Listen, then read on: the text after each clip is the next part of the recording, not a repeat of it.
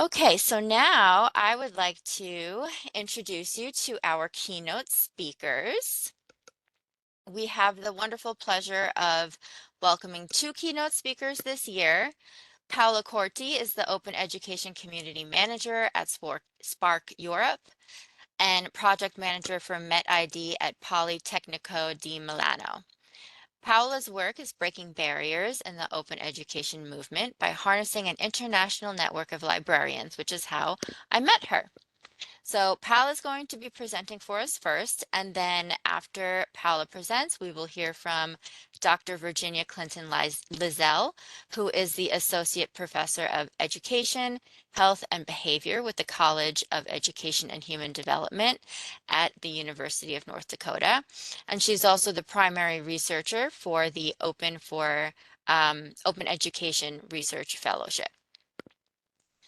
Virginia holds a master's from New York University in teaching English to speakers of other languages and a doctorate in educational psychology from the University of Minnesota. So, Paola, please take it away. And then after Virginia goes, we will have a Q&A. Thank you, Charlene. As I said at the beginning, good morning, good afternoon, good night, everyone, wherever you are. I think that many of you are based in the United States, so good morning. Thank you for having me. It's a great pleasure to be here together.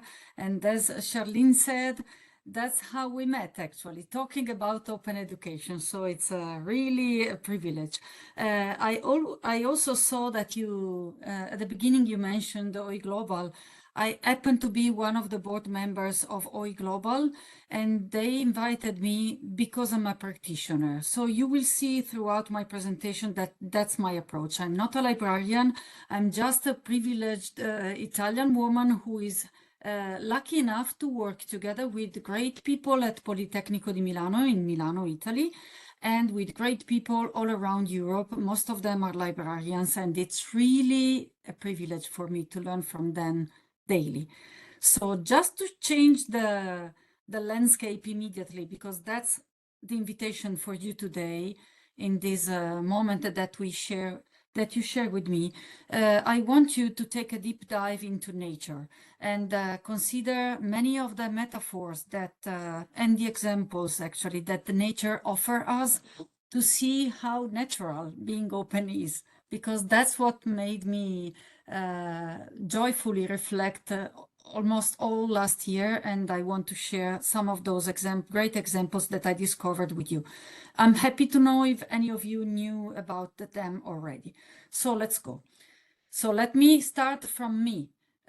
That's how I'm seen by my colleagues. Okay, on one side you see a drawing that is a portrait of me done by Christine Ranzi, who is a wonderful practitioner. She's a teacher and she's one of the champions of open practices that I've been learning with and thanks to for like a decade now. And we've been working together on some things. While we were working, she used to be very creative person, so she took this portrait of me, starting from a photo. And I like this because it's full of ants on my, well, I have my, I call my hair sheep, and they are wrapped today, unfortunately, so you don't see that. It's like big, and everything hides into it while I'm walking into nature, including insects. But ants, you have to remember that because we are going to talk about ants. And the other image is a tote bag that was a gift from a colleague of mine who said, look, I couldn't avoid buying it because this is really you. So how can I not present myself through this very informal way? But I'm mostly a human being, as we all are. And that's where I want to start from today. And usually what I prefer to do is to invert those two words and focus on being human, mainly towards other human beings, because inverting these two words is an act, it's a choice, and everything that we are going to talk about in the case of human beings needs to be intentional, while nature is far ahead of us already. So let's go ahead. And also the invitation is also to stay human, and staying human is an invitation that doesn't come from me. So look at me starting reusing and being inspired by others. It was the way that Vittorio Rigoni, who happened to be born in the next small town where I was born, and he died in Gaza Strip in 2011, killed while volunteering. And he used to write articles for the Italian newspapers to let us know what was happening. He always finished his chronicle with "Stay human," which is a wonderful invitation, I think. So I wanted to continue with the message. I also invite you today to let the world us, okay? And I'm into this with you. You see photos, most of them are taken either by me while I've been exploring nature, or from openly shared great photos from other people, photographers or not. I'm not a photographer at all, but I love nature. And actually, the work is on nature side. And then it just shows in my photos. So when we look to nature, we also might consider that nature can teach us how to be better humans. And it might include also a little help from artists. I love to involve artists in what we do because they have a different perspective on the world, and their sight toward human beings and every other being is so insightful sometimes that it always amazes me. So let me start sharing with you this artwork done by Ida Harm, who gave me permission to reuse her artwork, the photos of her artwork in this presentation. And it's an interesting example that I will talk to you about later on in today. So this is the title of her, one of her pieces of art. The title is Humus Sapiens. I don't know if you know what humus is, but the piece of art is like a triptych made installation that requires a bow to the ground, as the author told me when I went to see this piece of art for the first time. It gives dignity to the humble humus by bringing it to the high level. How did the author did that? So you see here a photo of this bar, which is suspended from the roof, and it is really at high side. And you can also lower it or put it up, depending on the person who is looking at it. It's 1 meter per 5 centimeters per 5 centimeters, and it contains humus. So humus is the first layer of our earth, okay?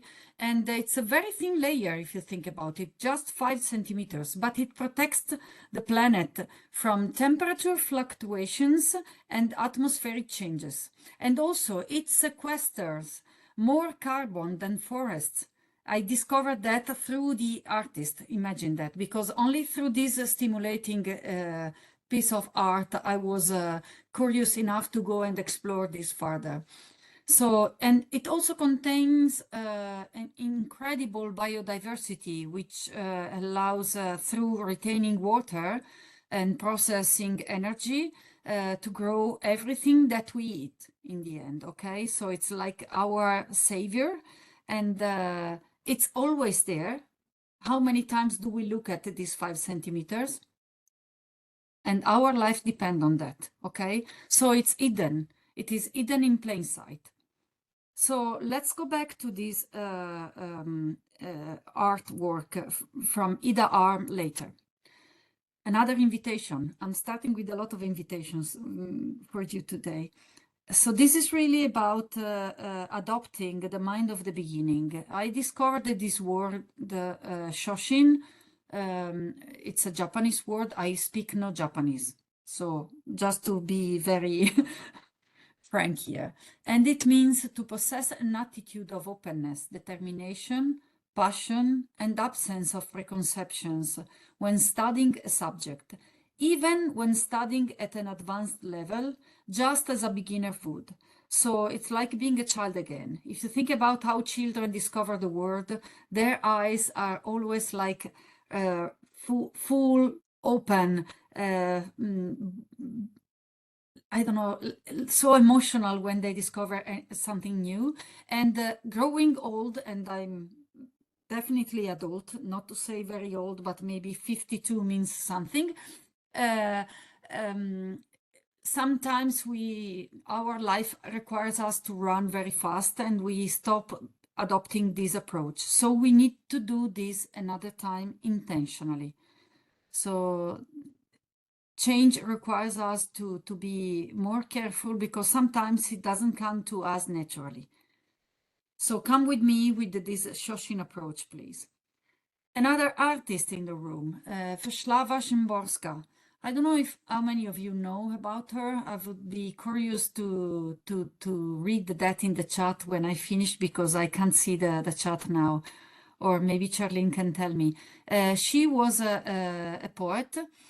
She lived mainly in Poland, but she was not originally from Poland. She lived in Krakow most of her life. She was displaced because of the Second World War, and she wrote lots of poems using very very simple words, everyday life language, but with like the sharpest choice of words that you can imagine. She won the Nobel Prize in 1996. I strongly invite you to go and read the speech she gave. I can send you the link in the chat as soon as I'm done, because it will tell you more than my words about her approach. And from one of her poems, entitled "No Title Required," so you can start seeking for connections with the humble existence of humus on the ground. In this poem, "No Title Required," she describes lots of images of nature and simple facts that happen while she's sitting and just observing.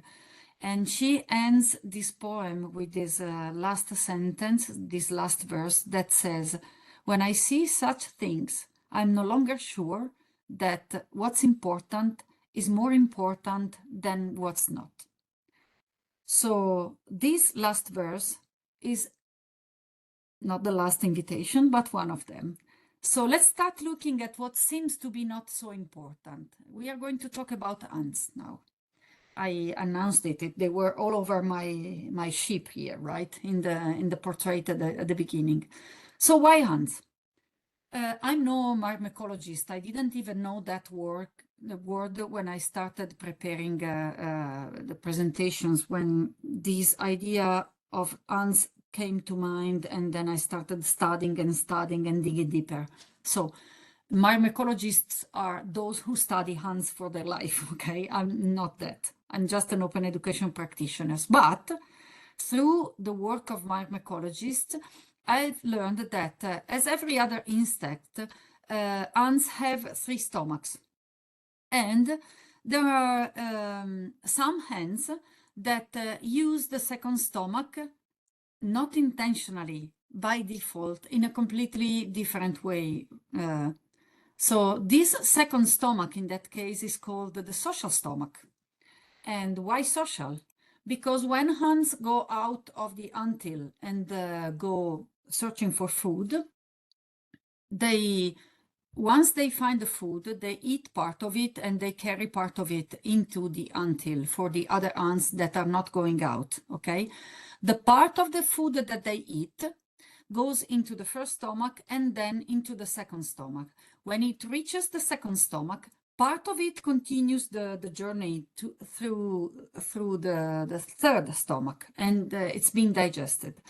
In the second stomach, what happens is that the ants automatically store part of the food, but also add some other nutrients to it, some immunologic information, and some chemical substances that will help. Look at my language. As I said, I'm not a myrmecologist. That will help the ants in the anthill to have the same protection from the threats that are out in the environment, okay? So when the hand goes back to the until, it regurgitates. I'm talking about vomit, yes. And it regurgitates the food with all the additional substances that will help the companion in the until to have the same level of protection and the same level of nutrients that they need, as if they were gone outside themselves. Look at how this example speaks about open education and the work that we do, because we are talking about shared food. Not only shared food, but enriched shared food, okay? And it's also healing in the case of Hans, because if they have any encounter with something that is threatening their health, they produce the immunitary response and they add it also to the food stored in the second stomach. But they do that by default. How much do we need to learn about open education and sharing educational resources yet from Hans? Okay, hidden in plain sight again. Okay, so that's how it should work for the open education community. You see here an image from another artist. This is the title is Standing on the Shoulders of. Okay, and you see here all sorts of people. I love this image. And I encourage you to find artists that you can reuse in your presentation too. So in the case of the open education community, the choice of sharing resources still needs to be intentional, but we can do it, okay? It's not automatic yet. What we can do through adding a license is to make this automatic somehow, or at least encourage the ball to roll, okay? And it's like having food for thoughts for everyone all the time, okay? So it's really something that could help us build this globalized metabolism that makes everyone everywhere, whichever their status is, whichever their resources are, to somehow be enabled to learn through our resources and maybe adapt them in a better way. We will talk about adaptation a lot. So let's start from a statement. Education is a public good. So it should be part of the common good. To make this happen, education should be open. And for education to be open, we should work toward intentionally enlarge the margins that involve the global community, the community as far as possible in order to make it really global in practice. Okay, theoretically, we are already there because we have all the tools that make this potentially doable. Are we there yet? No, we still need to do a lot of work to reach that point, but I think we are in a good path. And events like this one, with students involved, is the best way to reach that. But let's stop for a moment. When we want to reach one point from another point, let's say we want to go from A to B, which is the best way to go there. So if when I was preparing and thinking about open education and the practices that we need to do to make this happen, well, sometimes that's the straightforward way, right? And as adults, we are often prone to do that, to go straight forward from one point to the next one. But what about this? So I'm still going from A to B, right? But the question that I asked actually was, which is the best way to go from A to B? Not the most efficient way or the fastest, okay? I asked which is the best way. So why this way shouldn't be the best? So the question could be also best for whom, okay?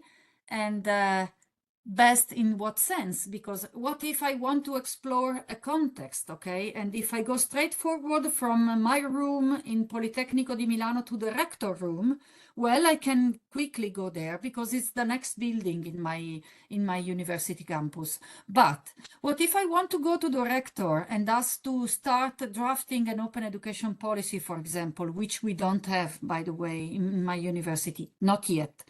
I'm still hopeful.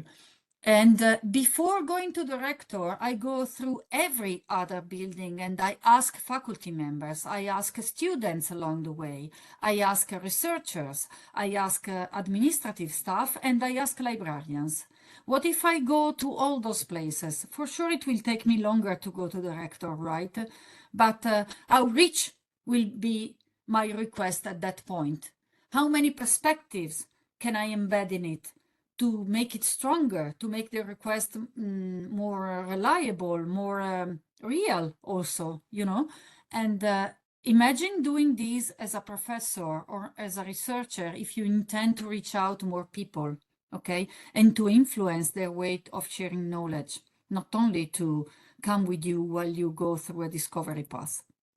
So open, I'm suggesting, is more like a state of mind that one should adopt intentionally, like the Shoshin approach, okay?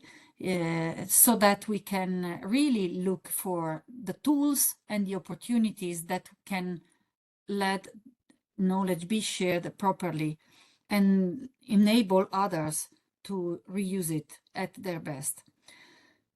So when we consider resources, educational resources from this perspective, licenses come into place, open licenses, because it's only through open licenses that we can allow others to adapt our resources, but somehow through adding a license to our resources, we are also inviting them to do so.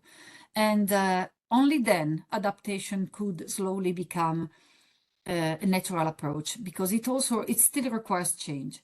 So if we go back for a moment to the definition of OER that UNESCO provided us some years ago, I added colors here to cut it into pieces so that we can visually discuss chunks of it, okay? We are talking about learning and teaching and research materials. So research materials are definitely included, because the only thing that changes is the intentional use that a teacher or an instructional designer applies when trying to accompany the participants to a learning experience from the point A to point B through a learning journey that comes with intended learning outcomes and goes through an assessment strategy to help them verify if they've learned their lesson. And research materials can definitely be part of this in any format and medium. So we are not talking only about a lesson or a presentation. Of course, we are talking about videos, graphic elements, texts, audio files, whichever format you have in mind. Also physical formats somehow, even if it becomes a little bit more challenging to share them with a license, but still there are good examples of that. That reside in the public domain or are under copyright, and in the case of copyright, they have been released under an open license that permits no-cost access, reuse, repurpose, which is key in my mind daily, adaptation, and redistribution by others. Everything is in here. It's just one sentence, but if you cut it into pieces, you discover that everything is there. So we've been mentioning the licenses. Creative Commons came in to help us in 2001, immediately after the MIT decided to share their resources openly for the first time, and then licenses were needed. But they are just one of the examples. They are very popular, and I use them and I advocate for them myself largely, because they are very easy to learn and they can accompany teachers and researchers taking their first steps, and students also, why not, taking their first steps into discovering how to share their own resources openly. They are very easy to choose, because the explanations comes through the deeds. So you see that you can attribute when you see the by deed, so the person, you can request others to share your resource the same license that you are releasing yours with the cycle image. You can do this offering your resource for commercial or non-commercial purposes. And if you don't want other people to reuse it for commercial purposes, you add the image of the band coin, whichever the coin is. It works with dollars, it works with euros, it works with yens, and whichever other coin. Or you can also choose to share your resource with a non-derivative license. Non-derivative, unfortunately, is not open, okay? I mean, it's open if you intend just to share the results of a research or a data set so that others can keep a copy, which is not zero, okay, is already something, but it's not an OER. Let's look at this directly. There are multiple degrees of openness, and if you think about open educational resources, if you want them to be educational resources, then you have to allow others to repurpose them. Who do I know from Italy about your Georgia State University needs and the daily contextual needs that your students experience, or also your teaching staff and your research staff? I can guess. I can try my best to impersonate one of you, but I'm sure that every one of you knows better. Okay, so the best option for me is to share everything that I create with an open license so that you can add your own examples, can adapt the language to what speaks at best at for your audience, and maybe add exercises or assessment strategies that are much more engaging than what could work in my context here, okay? So since I don't know, since I'm extremely ignorant of the context of everyone else except mine, or the part that I know about mine, the best option for me, if I really want to be open, is to share as openly as possible whatever I create, so that others can do their part of the job and make my resources different and better for their audience. This comes with you if you don't have a non-derivative license on a resource. So a bit about my work in Europe. This is a picture, this is just a screen capture of the map that shows the span and the coverage of the UNESCO definition of Europe that we adopt in SPARC Europe with the European Network of Open Education Librarians. And you see that we are almost covering every country. This comes with a lot of challenges because we don't have just one language. We have 26 official languages. So we use English as our, let's say, main tool to talk with each other, but most of us are not native speakers, and most of us work in contexts where other languages are spoken and teachers and students need resources in those languages. So it's very interesting to work there because of the diversity, because of all the challenges that looking at this map you might guess are in the room sometimes.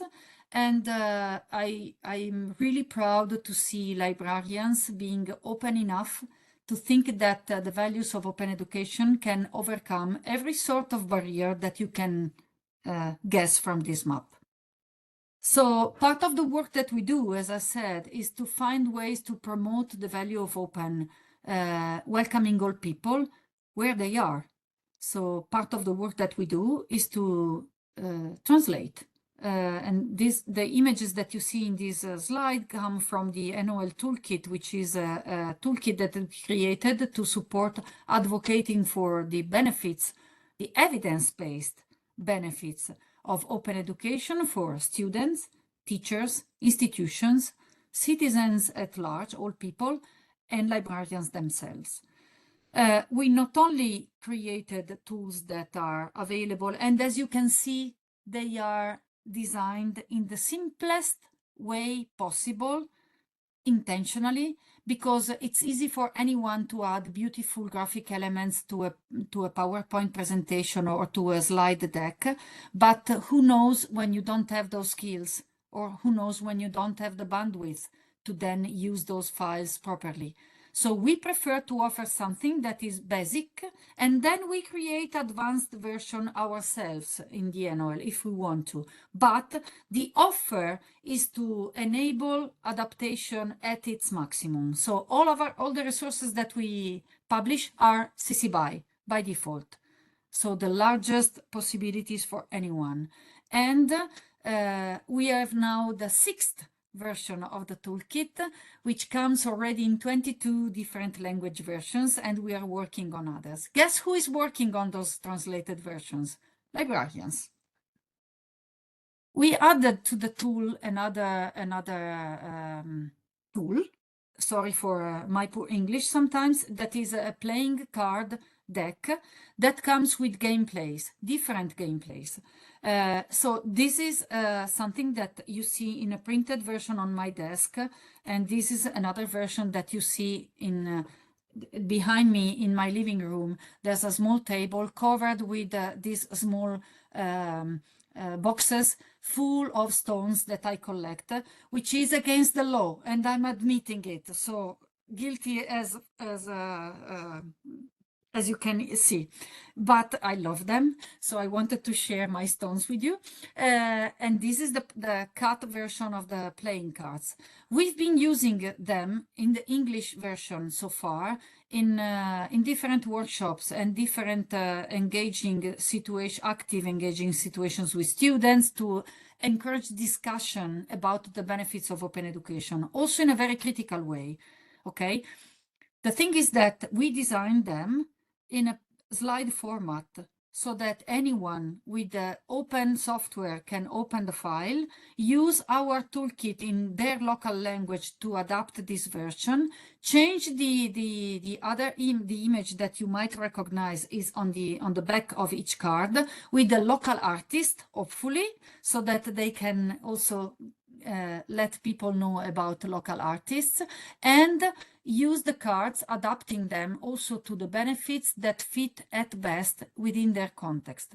So anyone is welcome to download this file that is a slide deck, but is already designed to help you print it in the standard paper format, whichever the quality of the paper is. More, since I didn't want to make this more uncomfortable, the first time that I used these playing cards in a conference during a workshop activity, I printed them with the lowest quality that I was able to find and with low level of ink, so that everyone could feel the discomfort somehow and see that you can, if you want to engage in a good discussion, you can overcome every discomfort and dive into the content, because we have to think about the people that are that have less tools and that have less means for first, and then everyone can ameliorate everything. So that's the approach that we are adopting. I would like you to try those playing cards if you find them useful.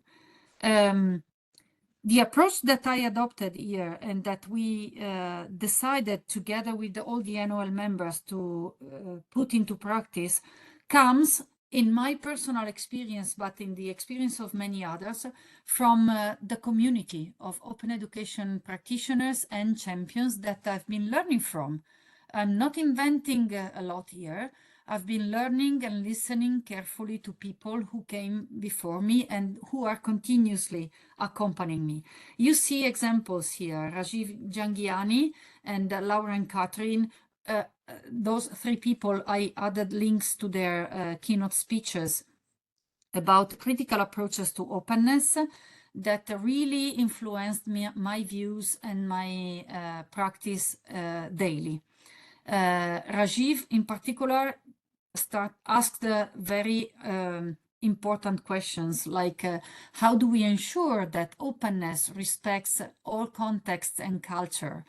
So the way that I can contribute to that is to simplify, keep the resources easy to adapt.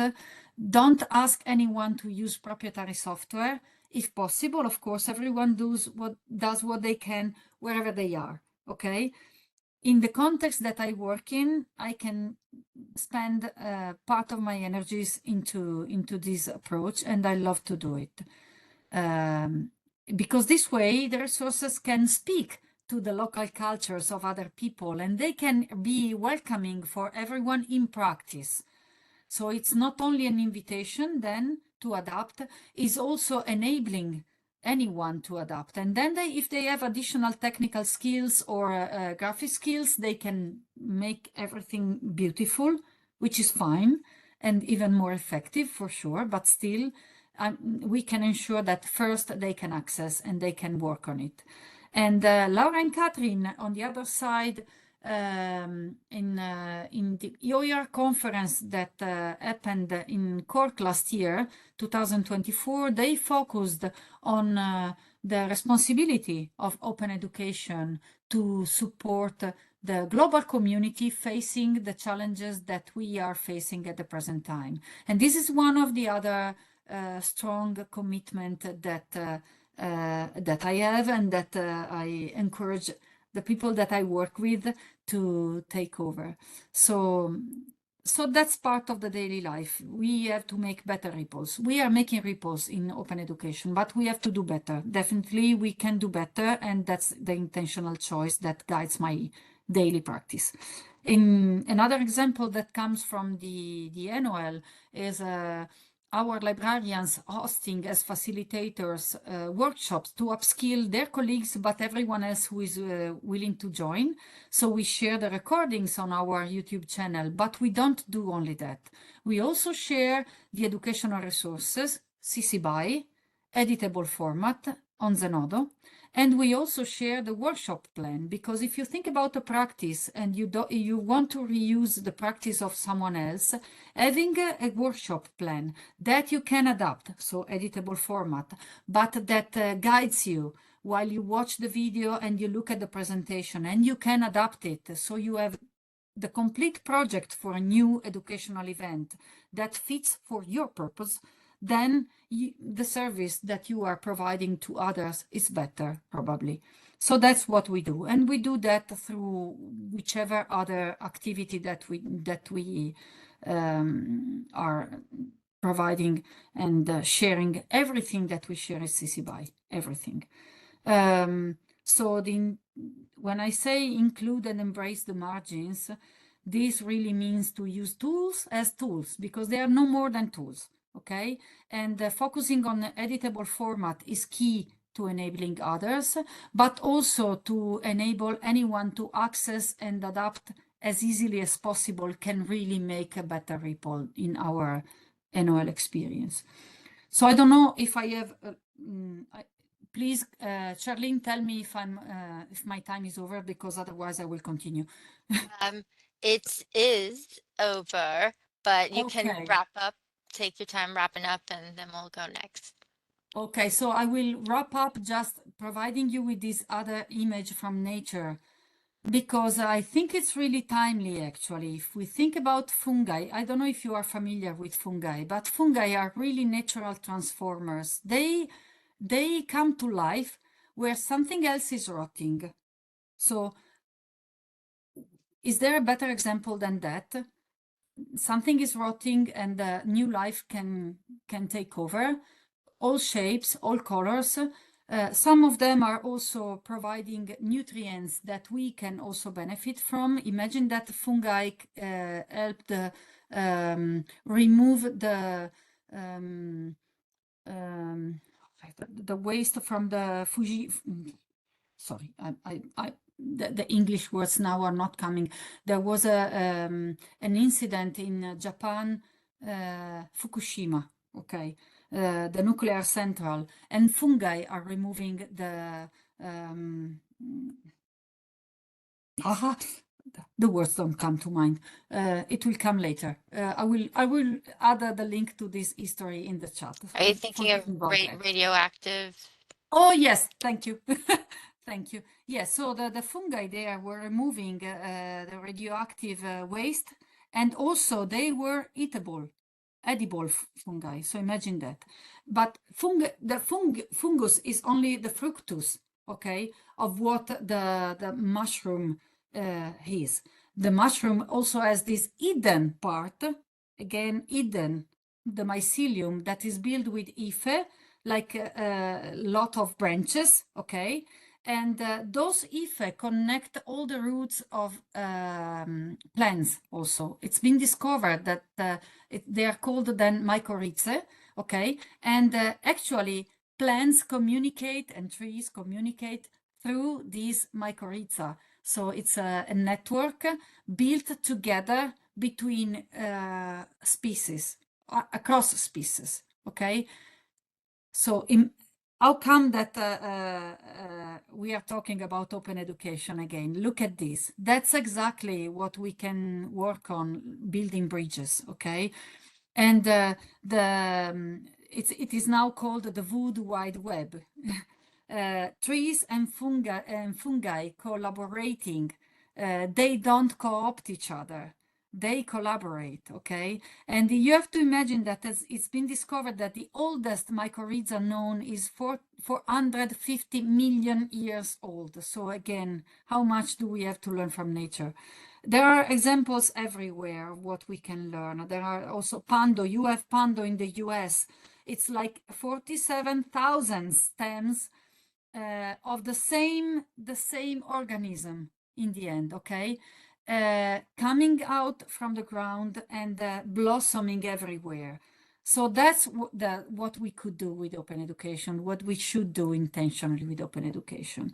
And well, I will quickly wrap up with the action areas of the UNESCO year recommendation, because actually UNESCO, most of all, with the recommendation and the action areas focusing on what is most important to do moving forward.